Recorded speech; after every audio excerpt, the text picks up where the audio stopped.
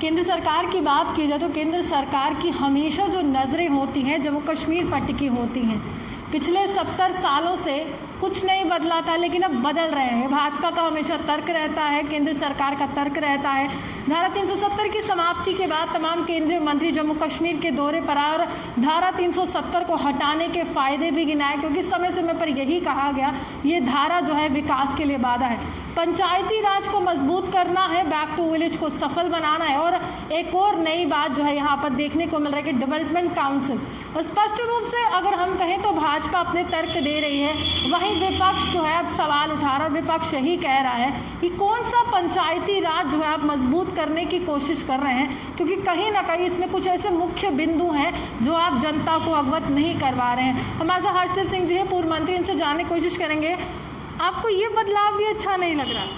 देखिए, 370 जब अबॉलिश किया गया तो उस वक्त बड़े बड़े वादे केंद्र सरकार की तरफ से हुए थे कि अब नए नए बदलाव आएंगे और जम्मू कश्मीर में तरक्की का एक नया दौर आएगा और जो है खुशहाली आएगी, अच्छे दिन आएंगे।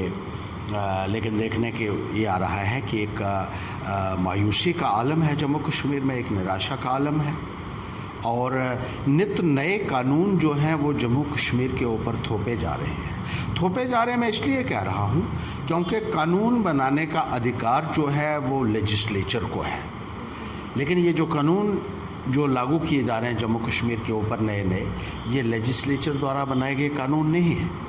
ये ब्यूरोक्रेसी जो है वो कानून बना रही है और दिल्ली से होम मिनिस्ट्री के माध्यम से एक आदेश निकलता है कि आज हमने फला कानून बना दिया, चाहे वो प्रॉपर्टी टैक्स की शक्ल में हो, चाहे वो इससे पहले जो कानून बनाए थे या मौजूदा कानूनों में तरमीमें की गई थी, और अभी हाल ही में जो कानून बनाया गया है जिसमें पंचायती राज एक्ट में अमेंडमेंट की गई है और इन अमेंडमेंट के माध्यम से जो हमारी एग्जिस्टिंग पंचायती राज इंस्टीट्यूशंस थी या अर्बन लोकल बॉडीज़ थी जिसमें म्यूनसिपल कमेटीज़, म्यूनसिपल काउंसिल्स आती हैं, उनके अधिकारों के ऊपर एक डाका डाला गया है।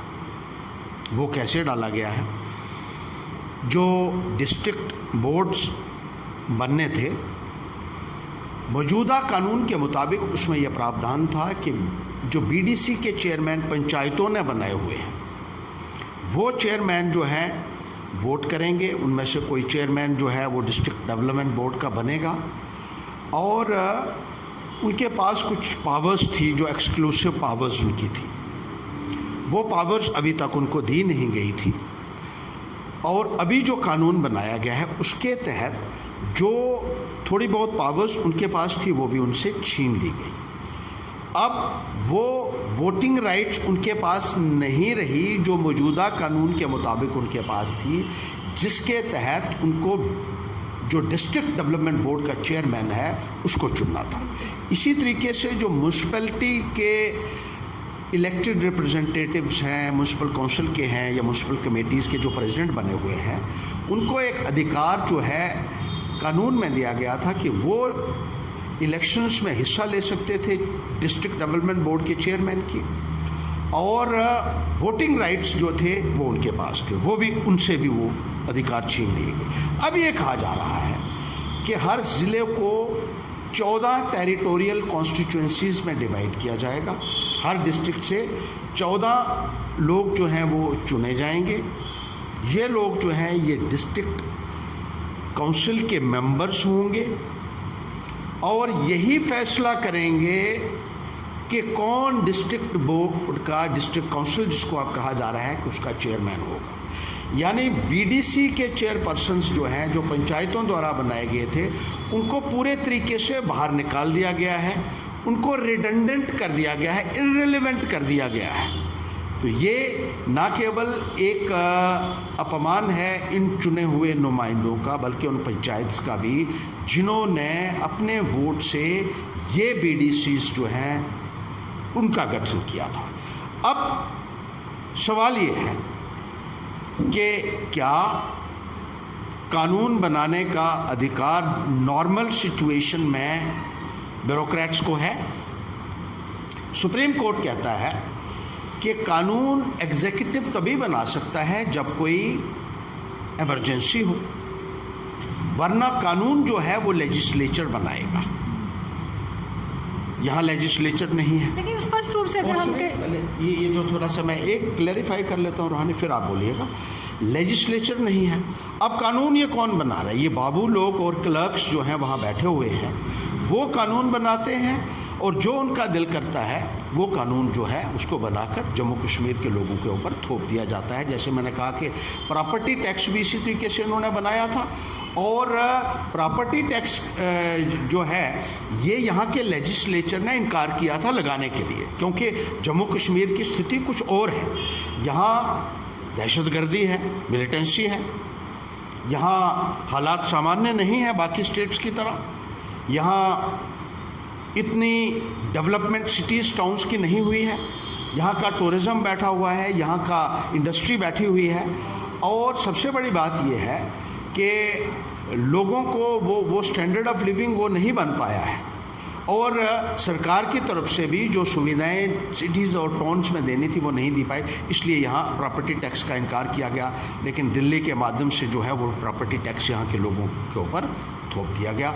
अब ये जो कानून बनाया है इसमें ये कहा गया है कि उन BDCs के चेयरपर्सन्स से और म्यूनसिपैलिटीज़ के जो प्रेसिडेंट्स हैं उनके पावर्स छीनकर नए लोगों को दी जाएंगी। ये नए लोग कौन होंगे?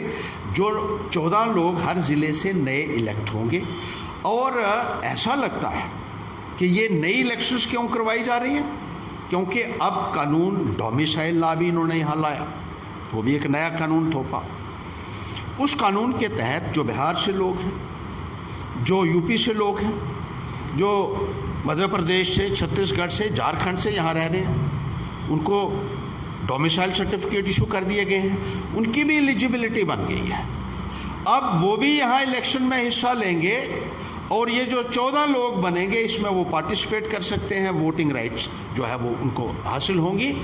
और भारतीय जनता पार्टी इस तरीके से अपना वजूद जो है वो खोया हुआ वजूद हासिल करना चाहती है, क्योंकि जो पहले के लोग जीते हुए हैं पंचायत्स में या म्यूनसिपल बॉडीज़ में, उसमें बीजेपी के बहुत कम लोग हैं, और बीजेपी को ये लगता है कि अगर इनके पास वोटिंग राइट्स रहेंगे, इन चेयरमैन्स के पास, इन जो म्यूनसिपल प्रेसिडेंट्स हैं उनके पास अधिकार रहेंगे, तो उनका डिस्ट्रिक्ट बोर्ड का चेयरमैन नहीं बन सकते थे। इसलिए उन्होंने एक नई पॉलिसी बनाई है और नई इलेक्शन करवाने जा रहे हैं। मैं पूछना चाहता हूं उनसे कि आप पंचायत की इलेक्शनें अभी तक नहीं कर पाए हैं पूरे तरीके से। 12,000 से ज़्यादा अभी भी पंचों और सरपंचों के पद खाली पड़े हुए हैं। आप BDC के वाइस चेयरमैन की इलेक्शनें नहीं करवा पाए हैं, अभी करवा ही नहीं पाए हैं। आप असेंबली की इलेक्शनें इसलिए नहीं करवा रहे हैं कि सिक्योरिटी की प्रॉब्लम है। आप पंचों सरपंचों को सुविधा नहीं दे पाए हैं। तो अब आप कैसे सोचते हैं कि आप ये नई 14 जो हैं क्रिएट करके कॉन्स्टिट्यूएंसीज, इनमें इलेक्शंस जो है वो करवाएंगे? और इसमें एक और बड़ी बात है कि हर ज़िले को कह रहे हैं 14 जो है वो कॉन्स्टिट्यूंसी में किया जाएगा। जम्मू जैसी कॉन्स्टिट्यूंसी जो सबसे बड़ी कॉन्स्टिट्यूंसी आ जाए, जहाँ 11 तो MLA हैं, आपने काउंसिल के मेंबर्स जो डेवलपमेंट काउंसिल के हैं और MLAs के लगभग बराबर कर दिया, और जम्मू के भी 14, और शोपियां डिस्ट्रिक्ट जो छोटा सा डिस्ट्रिक्ट है उसके भी 14, जो कुलगाम है उसके भी 14, जो गांदरबल है उसके भी 14। क्या कर रहे हैं आप? एक बार फिर से न केवल आपने गांव के लोगों को, पंचायत्स को, म्यूनसिपल बॉडीज़ को निराश किया है, बल्कि जम्मू के लोगों को इससे जो है वो घोर निराशा होगी। और जैसे जैसे ये समझ आएगा लोगों को कानून, वैसे वैसे लोगों का पारा जो है आप देखेंगे कि चढ़ता जाएगा। क्योंकि एक बहुत बड़ी ये जो है, मुझे लगता है कहीं ना कहीं एक कॉन्स्पिरेसी के तहत ये बीजेपी जो है ये अपना खोया हुआ वजूद जो है वो हासिल करने के लिए ये सब करवा। अच्छा, स्पष्ट रूप से वो कह रहे हैं कि 70 सालों में जो नहीं हुआ अब हो रहा है, आपको बदलाव जो है विपक्ष को पसंद नहीं आ रहा है, लेकिन साफ तौर पे कह रहे हैं कि सशक्त होगी पंचायत। और जिस तरह से आपने कहा कि विधानसभा नहीं है, तो ये भी स्पष्टीकरण आया कि विधानसभा भंग हो चुकी है। उसके बाद एक पॉलिटिकल गैप सा पड़ गया था, लोगों के सामने अधिकारी नहीं जा पा रहे थे। बैक टू विलेज हुआ है, बैक टू विलेज के तीनों प्रोग्राम सफल हुए, और अब की एक और कड़ी है विकास की। देखिए, बैक टू विलेज के प्रोग्राम सफल हुए होंगे इनके कहने के मुताबिक, लेकिन जो गांव के लोग हैं, जो पंचायतें हैं, वहाँ आपने देखा होगा कि लगातार प्रदर्शन होते रहे, सरपंच पंचिस जो हैं वो जो इसका विरोध करते रहे और बहुत सारी जगहों के ऊपर ये प्रोग्राम्स जो हैं इनका बॉयकॉट किया गया, क्योंकि लोगों का ये कहना था कि ये महज एक डिपोसला है, एक ड्रामा है,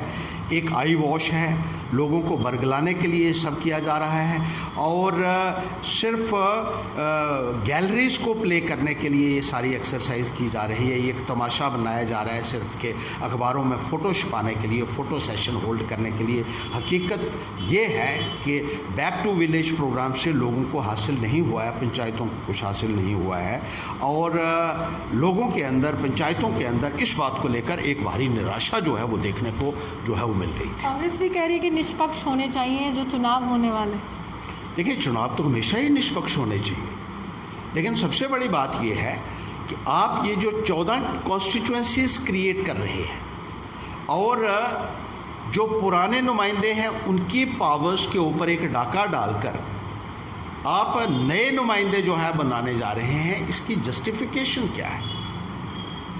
लोग चाहते हैं 73rd अमेंडमेंट, 74th अमेंडमेंट, जिसमें बीडीसी चेयरमैन आप ही ने बनाए हैं और बीडीसी चेयरमैन की आपने डायरेक्ट इलेक्शन क्यों नहीं करवाई है, जो होना चाहिए था, वहाँ आपने नहीं किया।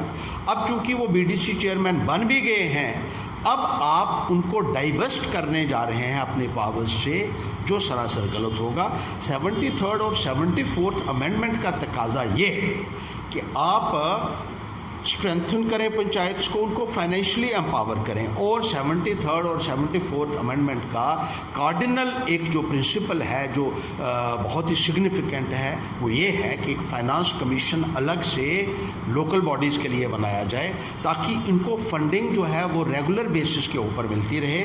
वो फंडिंग करने के लिए आप तैयार नहीं है, फाइनेंस कमीशन आप बनाने के लिए तैयार नहीं हैं और इस किस्म के आप ड्रामे कर रहे हैं। इसके साथ ही साथ ओम्बड्समैन आपको बनाने थे स्टेट लेवल के ऊपर, डिस्ट्रिक्ट लेवल के ऊपर, ताकि प्रॉपर मॉनिटरिंग जो है वो होती।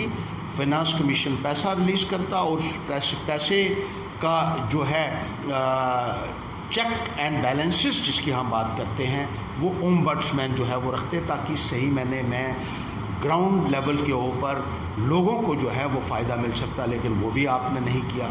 आपने एक इलेक्शन कमीशन का जो गठन करना था सेपरेट, वो भी नहीं किया। 73rd 74th अमेंडमेंट की ये बेसिक फीचर्स थे जो लोगों को चाहिए थे। आप कहते हैं हम बीडीसी अलग बना देंगे, मेंबर्स अलग बना देंगे और फिर आपने अर्बन लोकल बॉडीज़ और रूरल लोकल बॉडीज़ को अलग अलग कर दिया। अर्बन लोकल बॉडीज़ के जो नुमाइंदे हैं उनको आपने डिस्ट्रिक्ट प्लानिंग कमेटी में डाल दिया और वहाँ चेयरमैन जो होगा वो नॉमिनेटेड गवर्नमेंट का मेंबर पार्लियामेंट होगा, जो भी मेंबर पार्लियामेंट होगा। इन लोगों को क्यों अधिकार आपने छीन लिए जो इनको पहले से मुहैया थे कि ये लोग भी जो है वो उस इलेक्शन में पार्टिसिपेट कर सकते, यहाँ तक कि इनसे वोटिंग के राइट्स भी आपने स्नैच करके उन लोगों को देने का जो प्रावधान जो है वो बनाया है। और जैसे मैंने कहा है कि एक ऐसा लगता है कि साजिश बीजेपी द्वारा की जा रही है कि जो बाहर से लोग यहाँ आकर बसे हुए हैं उन लोगों को किसी न किसी तरीके से ये जो लोकल सेल्फ गवर्नेंस है इसमें लाना और ये यहाँ के लोगों के अधिकारों के ऊपर डाका होगा। जैसे आपने यहाँ के जॉब्स जो हैं, लिमिटेड जॉब्स जो हैं, मुलाजमत के साधन भी बाहर के लोगों के लिए खोल दिए, इसी तरीके से आप नए लोगों को बनाना चाहते हैं और जिसमें ये लोग बाहर से आए हुए लोग वोट करेंगे और इनमें से कोई इलेक्शन भी लड़ सकता है। आप बाहर के लोग भी यहाँ आकर अगर हमारी पंचायतों की या हमारे टाउन एरिया कमेटीज़ की नुमाइंदगी करेंगे तो जम्मू कश्मीर के लोगों के लिए ये एक बहुत ही कंसर्न की बात होगी और उनके अधिकारों का सबसे बड़ा हनन होगा, जिसके लिए भारतीय जनता पार्टी की सरकार पूरे तरीके से जिम्मेदार है। चलिए, साफ तौर पर भारतीय जनता पार्टी पूरे तरीके से जिम्मेदार है और हर चीज़ हमेशा सवाल उठाते हैं, आरोप लगाते हैं और कहीं ना कहीं जवाब नहीं मांगते हैं कि मेरे सवालों का जवाब दीजिए, आपने ऐसा किया तो किया क्यों, क्या इससे जम्मू कश्मीर को फ़ायदा होगा या जम्मू कश्मीर को नुकसान होगा। हालांकि ये तो आने वाला समय बताएगा, लेकिन कहीं ना कहीं इस मामले पर भी हर्ष ने आवाज़ उठाई और कुछ सवाल जो है वो भाजपा से किए। इसी के साथ जर्नलिस्ट पारस के साथ मैं रूहानी आपसे बता देती हूँ। नमस्कार।